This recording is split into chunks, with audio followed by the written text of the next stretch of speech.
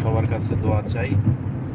সামনে সামনে আবার যদি কিছু পাঠাই কারোর জন্য, বিমানবন্দর থেকে যেন আর চুরি না হয়, এই দোয়াটা অন্তত চাই।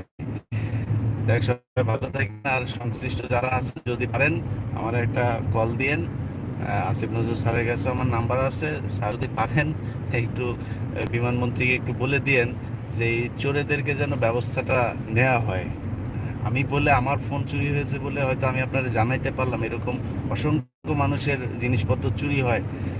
এবং মানে বলতে বাধা নাই যে আমরা তো আল্লাহর রহমতে একটা ভালো দেশে, আমেরিকায় যারা থাকে তাদের বাংলাদেশে টাকা পয়সা অন্তত এদের সমস্যা নাই।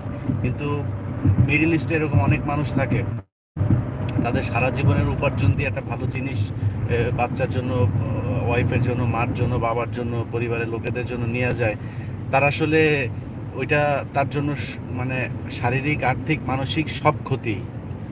এটা যেন না হয়, কিছু একটা করা দরকার। এই যে আমেরিকা সহ বিভিন্ন দেশে যখনই যেখানেই গিয়েছে কখনো দেখি না যে লাগেজ চুরি হয়, একমাত্র আমার দেশে হয়। কেন হয় এটা একটু খতিয়ে দেখা উচিত। আমার একার জন্য না, সবার জন্য আমার মনে হয় এটা প্রয়োজন।